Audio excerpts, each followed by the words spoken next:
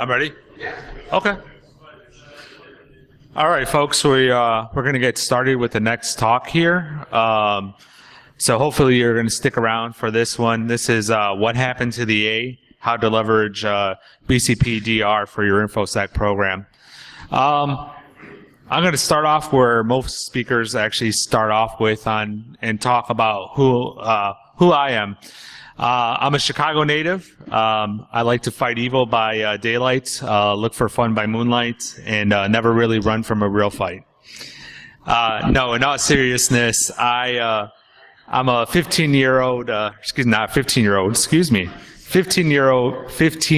IT professional. In that time, I've done things like help desk, sysadmin, netadmin.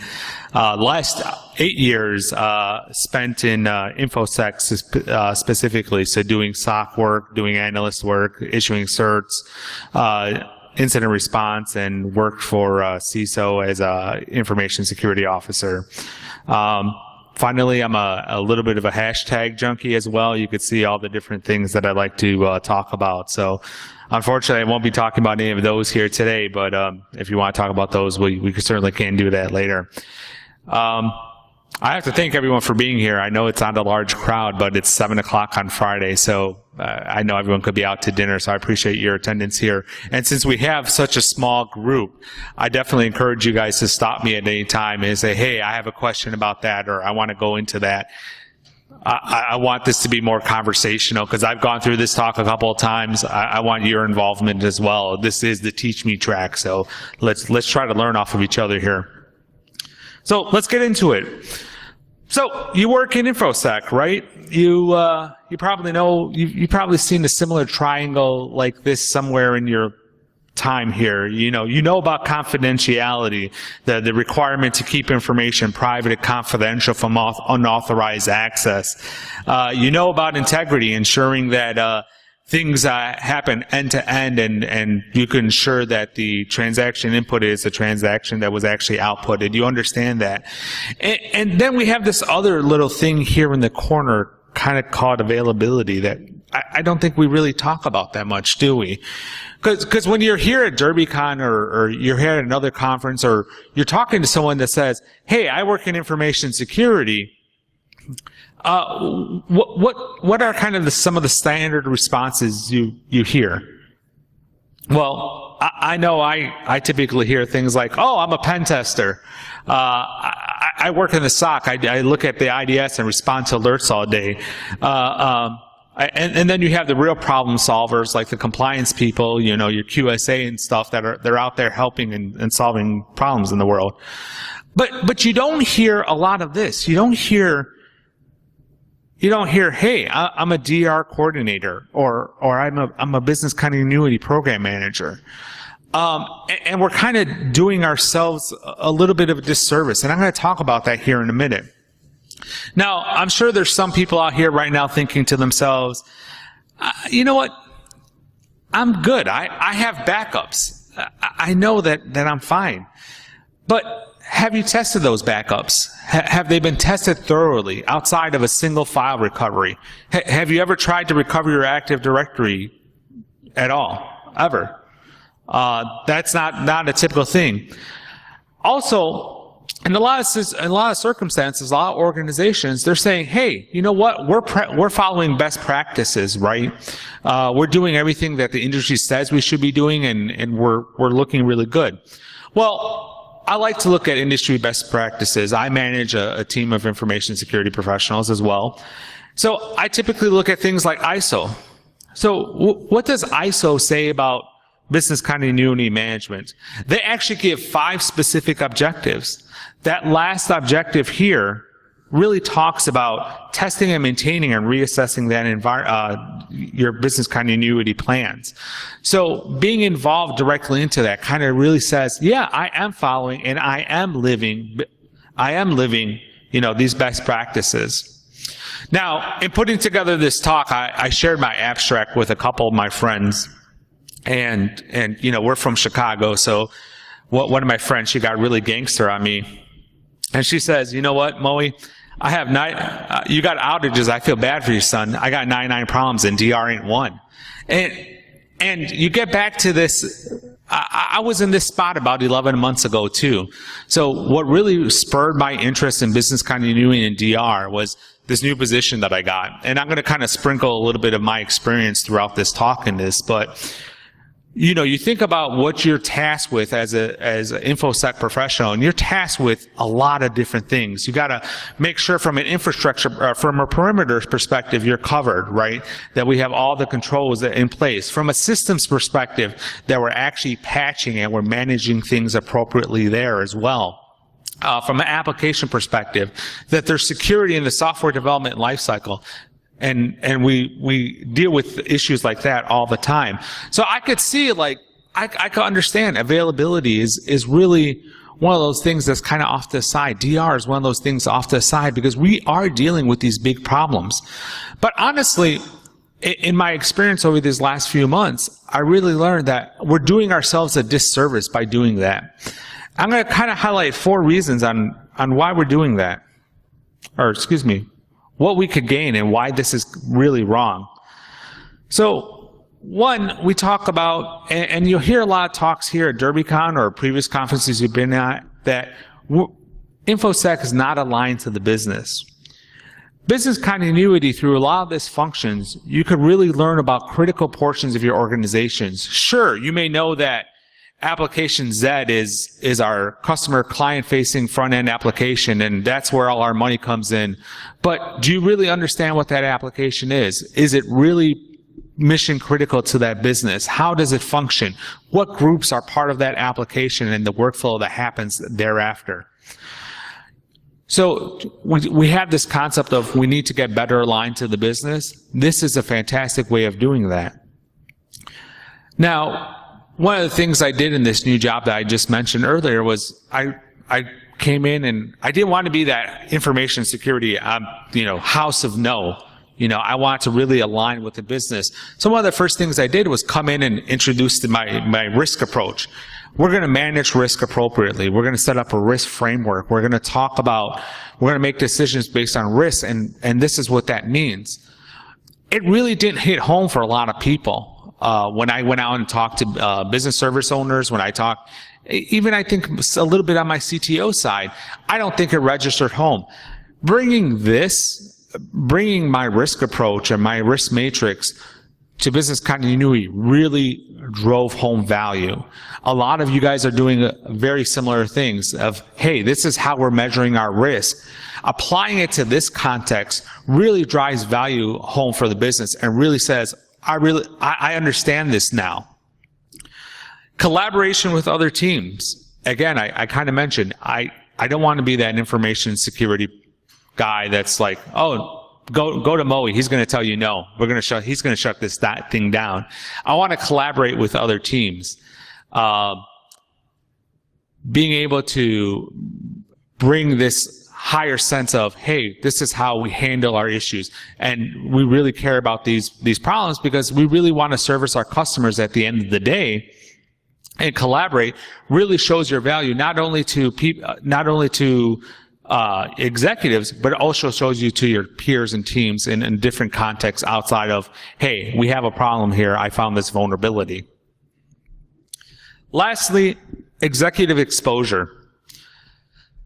I found typically in other organizations that I worked at, what was happening is the only time I got in front of any of the C-levels was when there was a problem. There was a breach, there was an incident, we need to talk about a vulnerability, or of course I needed funds for something that they weren't really going to see the value in.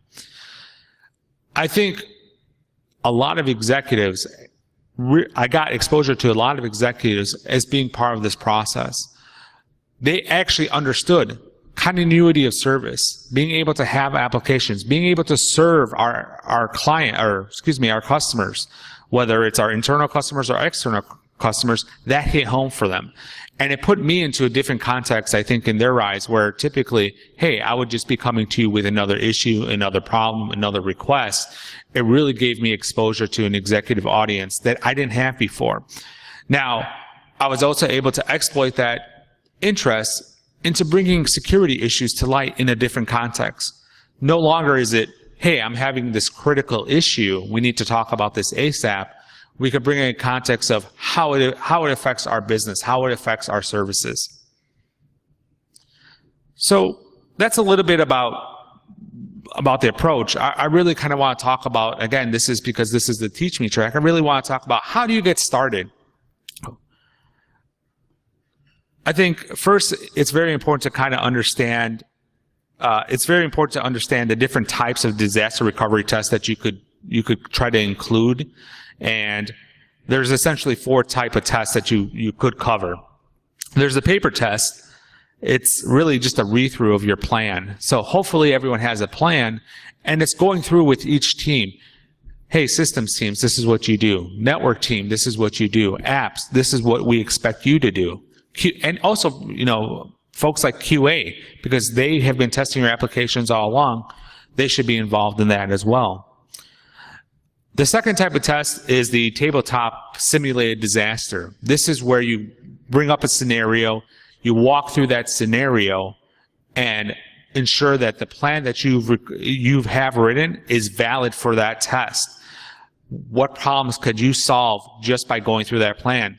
Now, both of those seem to kind of very academic in aspect, but they're really not. I've been part of different read-throughs in different contexts and in DR where we were able to see major gaps just by going through tabletop exercise. The next bullet here is the alternative site or failover test or hot site test. And that's typically where you have your main production site is down for whatever reason, whichever scenario you would like to play out, and you fail over to your secondary site. I think this is probably the most common situation, and a lot of what organizations fail or begin to test is, hey, our primary production site's over, we're going to DR. This is how it's going to work. And again, this is probably the most common one that's out there today. The next one is really driving towards an organization with lots of maturity, and that's the surprise test, where you're going to take that scenario. We lost that data center, and again, that could just be one scenario, but we lost that data center. We're going to fail over, and we're going to do it starting at 2 o'clock today, and see how that goes. And that brings a whole bunch of different complexity to your scenarios as well. You have to think about things like mobilization. How are you going to get people available in order to enact those plans that you do have? So in the scenario that we're going to talk about in the rest of these slides, we're really going to talk about failover testing. And I think where a lot of people could come in and provide value immediately is things around definitions. So definitions could vary in a couple of different things. I found that in a lot of organization and through a lot of peer conversations that I had, that the first time DR was really looked at was September 12th, 2001, right? This is the first time organizations really thought, oh wow, that could happen to us. We could lose a complete site. And what's going to happen? How are we going to continue services? And it was good. There was a whole bunch of action being taken, but it kind of stopped from there. I think where a lot of organizations kind of fall apart is they only realize, hey, we have these objectives, but they don't give any kind of definitions or context around that. The perfect example is the recovery groups. So what you want to do in your organization is really be able to provide recovery groups and tier your applications appropriately. So not all applications need to be recovered in 4 hours. Not all applications, not all services need to be recovered in 8 hours. Setting definitions and being able to define terms appropriately to what is business critical, what is business impact, will absolutely be beneficial to your organization. And that's where you could start providing value immediately. Next is defining scope. Make sure that, hey, if you have a system that's tracking time internally, that may not be part of your business continuity plans or DR drills or tests at all. That's an internal application, and if we ever go down, we're not going to recover that application at all. And that may be an okay decision. as long as it's a risk-based, conscious decision that the organization is making totally. Business test cases. So one of the things that I brought in was understanding that we came to one consensus of what does it mean that a service is up, and who's responsible for telling us that service is up. So we came up with the idea with business test cases, where we partner with our business to say, okay, these are the 10 functions that we need to go through when we cover the application. If all these 10 functions are recovered, we know that we're good. We've successfully recovered our applications appropriately. And establishing that, so we had a clear definition for business when they come in and test, and what IT is going to be doing. Sometimes what I saw in my situation is that we were going through DR certification functionalities where we go through and say, yep, we're DR ready, but we weren't certifying any business critical functionality. So what was the value that we were providing there? Little to none. Next is communications. There's going to be several tiers of communications, and just like with anything, you're going to want to make sure you communicate appropriately to that tier. You're going to have to, and I'm going to talk a little bit about this here in a bit when we get into the structure slide here. Next, I want to talk about some of the key terms, some of the key things you want to be conscientious of. Recovery point objective. This is essentially how much time do we have to recover data? In an instance where we have an outage and we're gonna recover a system that goes down at 12, we may be fine with an hour's worth of data loss. That might be okay. The business may say it's acceptable for us to go back and input all those transactions for the last hour, or it may not be acceptable. We may not be able to go back and reproduce what we've done in that hour. We need zero. We need to recover all data immediately once we fail over. And that's going to drive your solution, right? You're going to have to understand what exactly that means, what the implications are. Recovery time objectives, or RTOs. That's the time that your system needs to be up. So if your system goes out and you declare a disaster again at that 12 o'clock hour, if you have a 4-hour RTO, that system has to be up, running, certified, good to go within that 4 hours. Return to normal operations. This is one that I think a lot of folks missed in business continuity and really in DR, is at some point you're going to be able to go back to your production environment, assuming you don't have a burning building or hole in the ground scenario.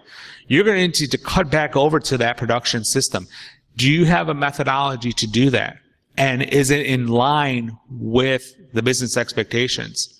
So if your RTO to cut over to your production is 4 hours, should your RNO also match that? Or could we cut that over in a more phased approach?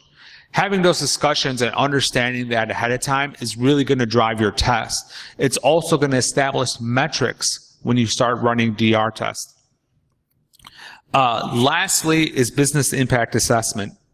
And I kind of talked about this in the definitions. Now, this is typically a really full blown out exercise where you go through with your development teams, your business teams, and you really understand this application is providing what function to this service. And how does that service rate into the criticality of my business? And when I go back and I think about definitions I talked about earlier, if you simply have definitions that are based around your RPO and RTO, there's not going to be a business owner that comes to you and says, no, my application needs to be recovered in 4 hours.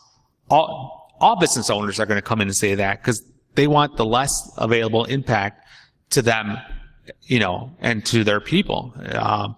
But that may not be the case. You may need to recover critical infrastructure first. You may need to recover client-facing applications first. You have to go through this exercise and kind of understand that. Now, that's not always possible. Like I mentioned earlier, a lot of organizations simply kind of put in plans in place 10 years ago and haven't touched them since. In situations where you're just taking over a DR test, these are full-blown out exercises where you could say spend months or, probably months trying to get this information together. Don't make that a dependency of your test, but realize that, hey, in order for you to really build your program out appropriately, BIAs are going to be extremely helpful tools. I mentioned earlier about structure, and this is the example that I have from my organization. And you can see that they're dotted lines because this is not really a formal organization. I own BCPDR from a not a formal perspective. It's not part of my regular responsibilities, but we established a structure that really kind of made sense to our organization. As I said, kind of going from that top tier, we got executive attention. Our execs care that our operations are up and normal and meeting our SLAs for our customers. I sit at the steering committee level along with a director and 2 business stakeholders who really kind of determine this is what's in scope, this is how we're going to handle issues, and really set the direction to what's being communicated up and what's being communicated down. Then below that, we have 2 teams. The technical recovery team that's really responsible for driving and recovering systems, testing systems, and turning those systems over to the business in order for them to be tested. And the second team, and this is where I don't see a lot of partnership, and I think something unique to my organization, was the business and support team. The business and support team really work together to really go out and test and verify those applications. There's lots of synergies there because our support and business work day in and day out. They understand the applications like nobody else. So to pair them together was a great opportunity for them to work together, but also to really provide value without introducing any language barrier or any functionality barrier. If I tried to come in and work directly with the business, I didn't know what application Delta did and what kind of problems they were experiencing from their last rollout. Setting up business and setting up support together really kind of drove that very well for our organization.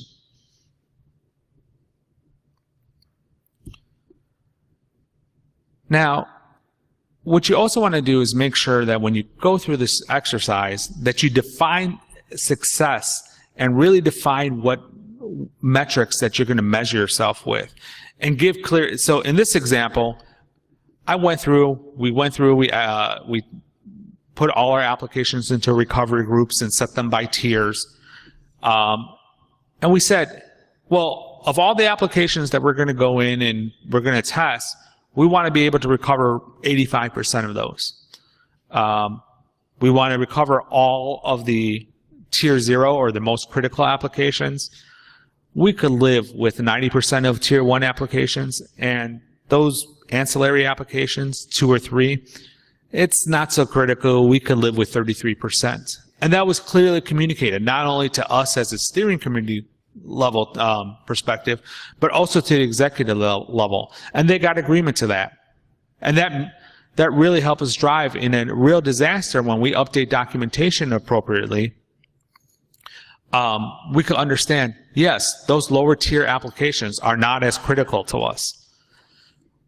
Return to normal operations, another fine example of a metric to establish, is not only did we want to meet that 4-hour RTO and 2-hour RPO, what we wanted to do is make sure that we could return all our data and be running in production within 4 hours. So we're establishing and we're benchmarking ourselves to that appropriately, because we want to cut over and run into our full system. In a lot of instances, R&O becomes important because a lot of organizations don't scale their disaster recovery environment to production. If you're dealing with 10 web servers in production, you may only be dealing with 4 in DR. So it may not be, you may be system recovered, but you may not be operating at full capacity or being able to handle your load. So you want to be able to recover in the appropriate time, and that's where metrics like R&O become very, very important. Lastly, one of the things that we established was, of all the test cases, we want 80% to be successful. So everything that we collected across all our applications, we want to make sure we're able to test, and those tests came out positive, 80%.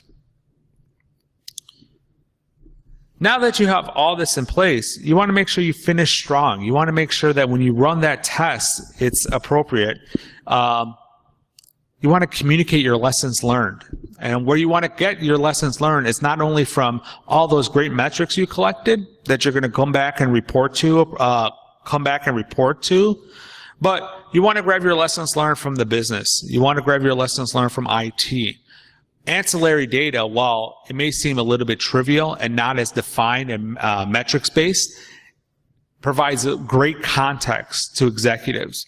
They can understand from their peers, from their direct reports, hey, this is what happened on a recovery basis. This is why we feel comfortable in our ability to recover systems appropriately. You want to highlight risk as well. So one of the things that you want to do is make sure that even if you have an accepted risk, for example, let's say your telephony doesn't work in a disaster recovery scenario, you want to highlight that and really kind of serve as a reminder. Hey, we know that this is an issue. We know that our phones won't work in disaster, and we're depending on cell phones, and we've communicated that. We've been able to mobilize our people. We've been able to test that out. That's an accepted risk. And let's work that into our disaster recovery scenario.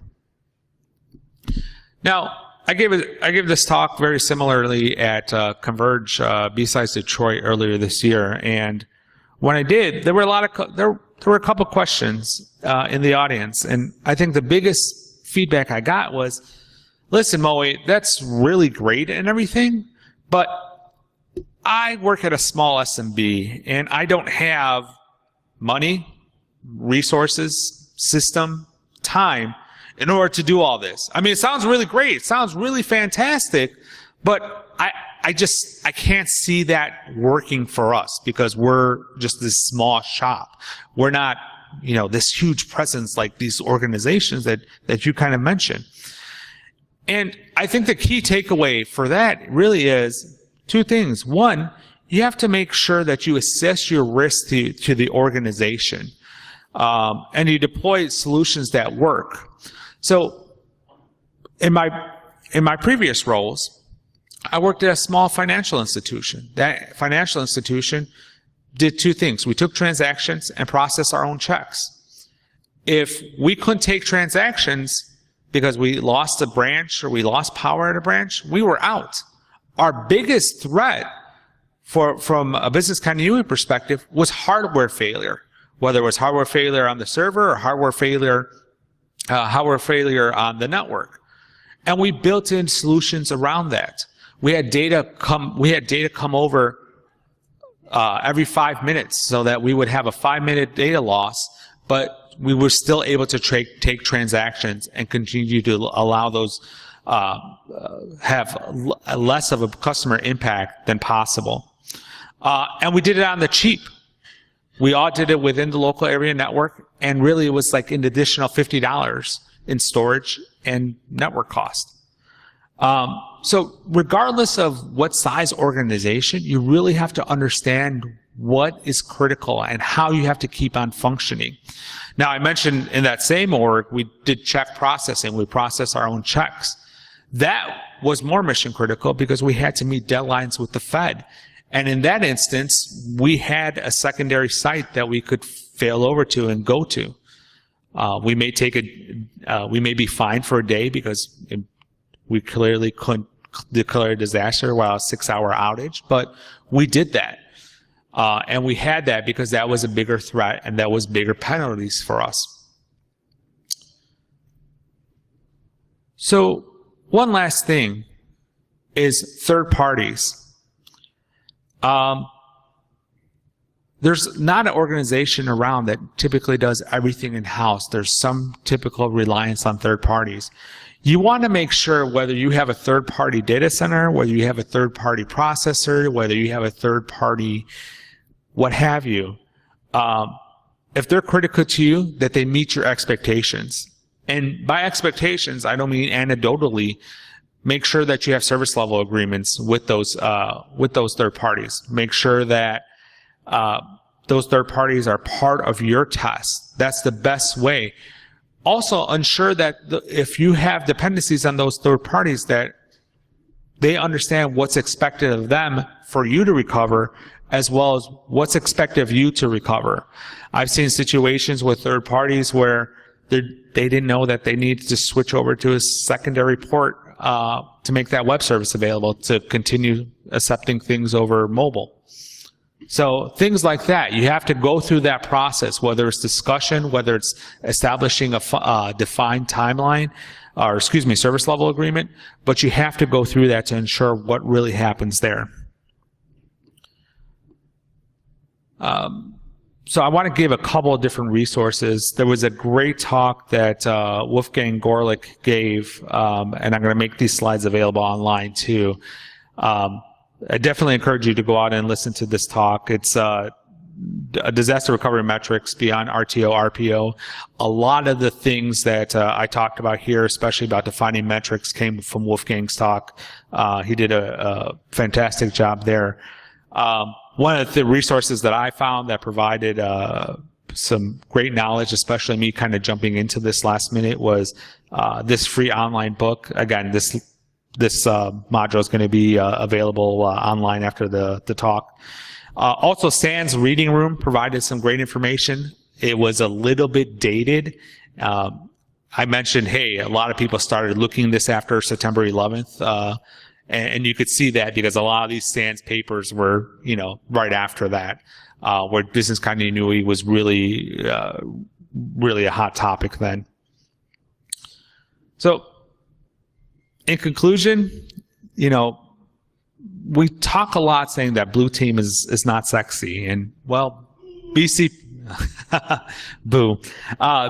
well, you could say it's less sexier, but there's an opportunity here. There really is for you to provide value, to really show off your talent, show off your risk, show off your communication skills to executives in something that they're going to take a little bit more seriously and really be able to exploit that and social engineer your way into being able to talk to them much better and talk to them in a different context.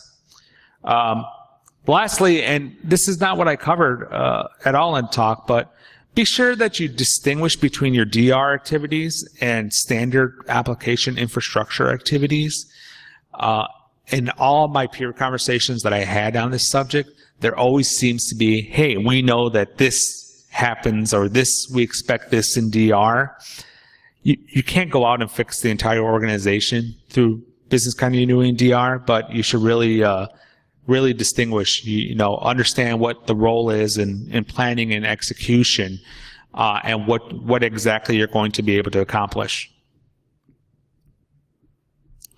There are a few people that I like to acknowledge. If you're not following these people, I certainly encourage you to. They're fantastic folks.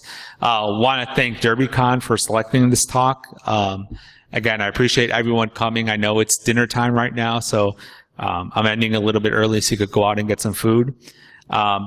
Also like to thank the members of BurbSec and MySec. These, if you don't know who these people are, you got to go and find one, give them a hug. They're great and fantastic people to know.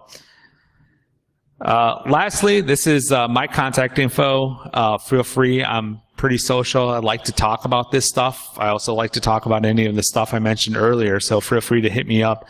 These slides are available on SlideShare, so feel free to pull them down. Hit me up if you want to talk about this, and I'm happy to take any questions at this point.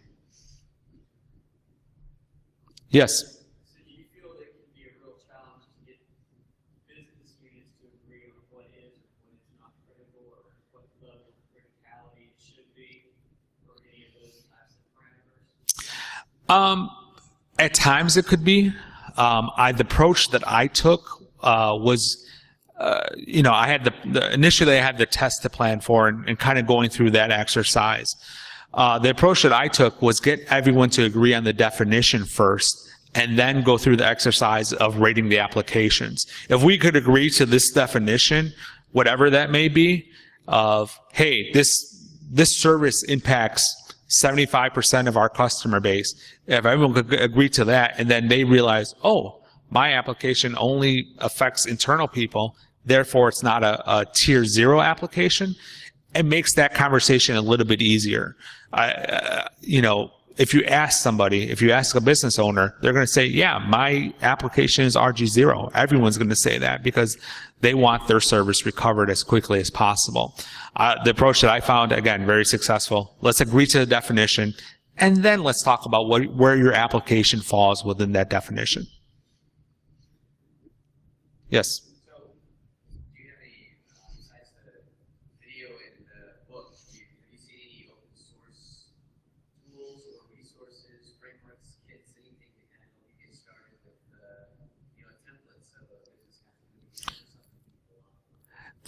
So there are a bunch of plans in the SANS reading room, and that's why I kept the resource on there. Some of the information was a little bit dated, and it was really focused around that hole in the ground data center scenario.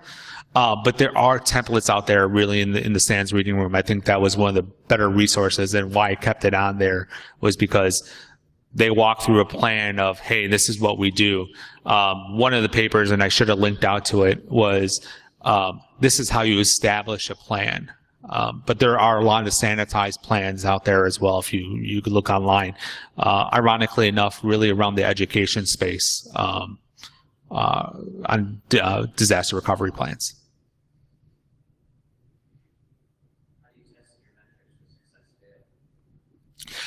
So the metrics that I gave were very, very pretty straightforward. I like to think. 100% of the applications, RG0 or tier 0 applications, that if I have 10 applications, I have to recover each of those 10. And, 80% of my business test cases, I may be dealing with, 100 test cases. So as long as I'm able to recover and test successfully 80 of those, I'm good to go. That's why I want to make these metrics as clear as possible, because I didn't want to establish that, hey, what are we really testing? What's going on? Collecting that information ahead of time really kind of helped me out there and drive that successfully. Yes.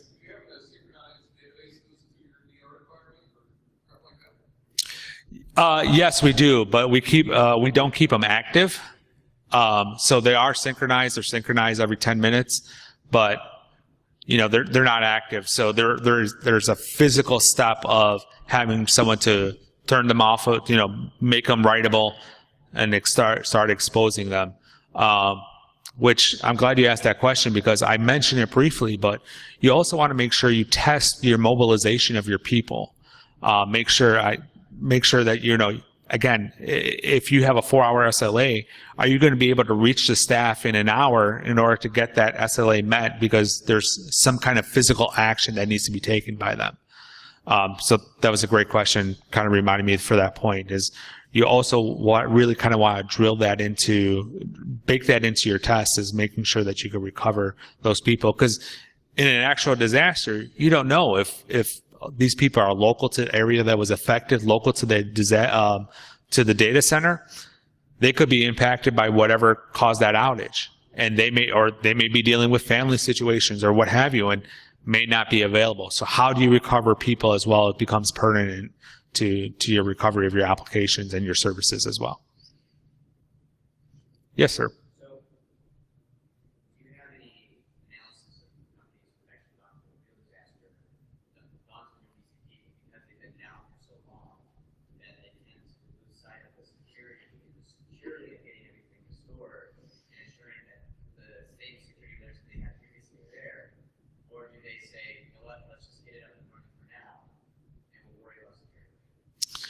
It really depends. Now, I don't have anything hard. I think a lot of the information I could provide around that is anecdotal. And what I've seen is typically it's about, hey, let's get this service established. But that's the advantage of really taking over this service as well as the information security professional, is you're able to go through and say, okay, well, if we have to recover this, is it going to fail open? And if it fails open, do we really want that? Are we going to accept that risk? And it's better to have those theoretical conversations ahead of time than dealing with it afterwards and dealing with a failure. Yes, sir.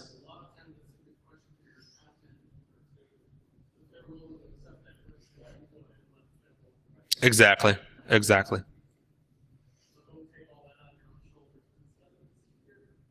Yeah. But again, a lot of these discussions like the BIAs and stuff like that, that's why you're having those partnerships and those longer conversations to really kind of drive at that. That's a great point.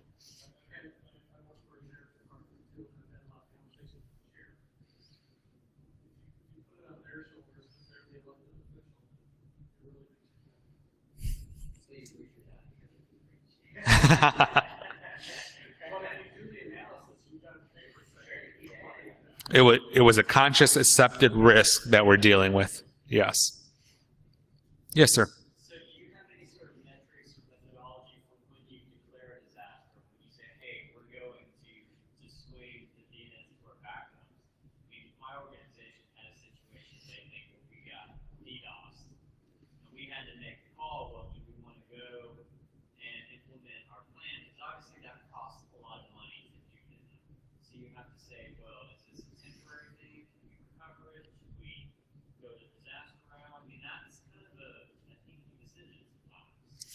Yeah, and you really have to work out the scenarios appropriately to understand when you want to recover.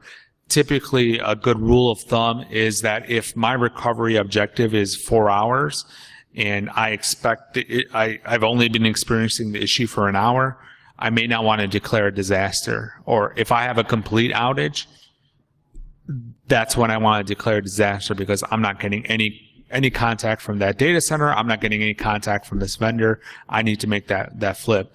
When it's an extreme on one end, it's going to be very clear. I think that fuzziness is where things like, having conversations about BIAs and things along those lines really kind of establish, all right, do we feel comfortable establishing if we're running at 30% capacity in production that we're going to declare a disaster? And just really kind of making that a risk-based decision ahead of time rather than going through it. I'm sorry, I don't have any hard data around that though. Yes. Good deal. Yep. Tabletop exercises.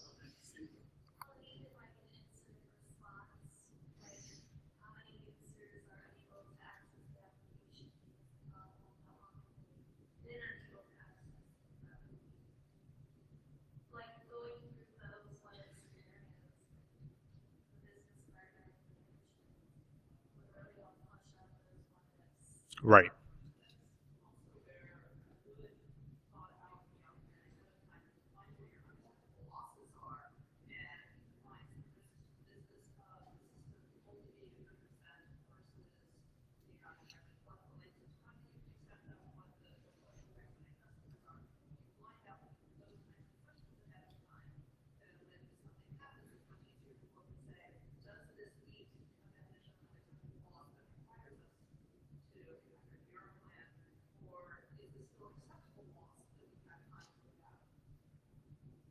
Exactly. Thank you, Daniel. Anything else? All right. Thank you very much and enjoy your evening.